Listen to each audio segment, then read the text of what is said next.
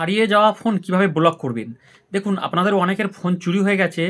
Phone চুরি হয়ে যাওয়ার পর আপনারা কী করেন? থানায় গিয়ে একটি ডায়েরি করেন। ডায়েরি করার পরও পুলিশ যদি ফোনটি উদ্ধার করে দিতে না পারে, তাহলে ভিডিওটি আপনার জন্য। ভিডিওটি স্কিপ করবেন না, পুরো দেখে যাবেন। দেখুন, হারিয়ে যাওয়া ফোন কিভাবে ব্লক করবেন। আপনি চাইছেন যে ফোনটি এখন যার কাছে আছে সে ব্যবহার করতে যেন না পারে। ফোনটি পুরোপুরি ব্লক করে দেবেন। তো দেখুন কীভাবে করা যায়। আর আপনি যদি আমার পেজে নতুন হয়ে থাকেন, পেজটি ফলো করে রাখতে পারেন বা সাবস্ক্রাইব করে রাখতে পারেন এরকম ভিডিও মিস করতে না চাইলে, এবং ভিডিওটি শেয়ার করে দেবেন, কারণ এখনও পর্যন্ত যারা জানে না তারাও আপনার এই শেয়ারটি দেখে শিখতে পারবে। তো চলুন দেখে আসা যাক। দেখুন, হারিয়ে যাওয়া ফোন ব্লক করার জন্য আপনি যে কোনো একটি ব্রাউজার থেকে লিখবেন বড় হাতের সিইআইআর লিখে সার্চ করার পর দেখুন প্রথম যে ওয়েবসাইটটা আসবে এখানে আপনি একটি ক্লিক করবেন। এখানে ক্লিক করার সাথে সাথে দেখুন এইরকম একটি ইন্টারফেসে আসবে। আপনি থ্রি ডটও ক্লিক করতে পারেন, বা উপরে সবার উপরে লেখা আছে দেখুন ব্লক বা লস্ট মোবাইল, এখানে একটি ক্লিক করবেন। এখানে ক্লিক করার সাথে সাথে দেখুন এখানে একটি পেজ খুলে যাবে। দেখুন এখানে পেজ খোলার পরে দেখুন এখানে লেখা আছে মোবাইল নাম্বার 1, মোবাইল নাম্বার 2। যে ফোনটি হারিয়ে গেছে বা চুরি হয়ে গেছে তাতে নিশ্চয়ই সিম তো লাগানো আছে। তো আপনি কি করবেন, যদি তাতে সিম লাগানো থাকে তাহলে নাম্বারটি দিয়ে নেবেন। যদি মনে করেন যে দুটো সিম লাগানো আছে তাহলে দ্বিতীয় নাম্বারও আপনি দ্বিতীয় নাম্বারটি দিয়ে দেবেন।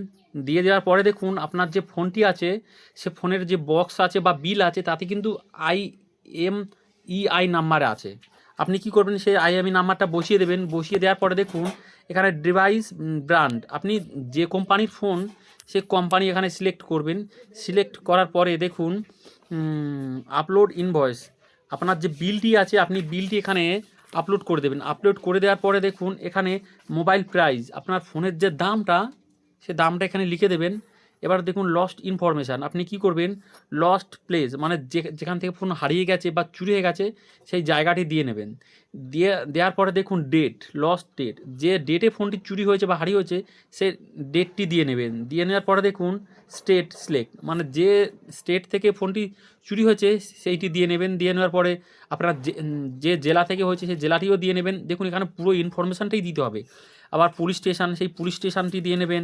এবার যে পুলিশ স্টেশনে আপনি কমপ্লেন করেছেন বা করেছিলেন সেই কমপ্লেন নাম্বারটি দিয়ে নেবেন। দিয়ে নেওয়ার পরে কমপ্লেন যে কমপ্লেনটা আছে সেটার একটি ফটো তুলে এখানে আপলোড করে দেবেন। আপলোড করে দেওয়ার পরে দেখুন মোবাইল অনার ইনফরমেশান, দেখুন এখানে মোবাইল অনারের নামটি দিতে হবে, মানে যে কমপ্লেন করছে তার নাম দেবেন, তার অ্যাড্রেসটি দেবেন, তার একটি আইডেন্টিফিকেশান দেবে। দেখুন এখানে সিলেক্ট করলে দেখুন Aadhaar card, PAN card, voter card, driving licence, Aadhaar, আপনি যে কোনো একটি সিলেক্ট করবেন।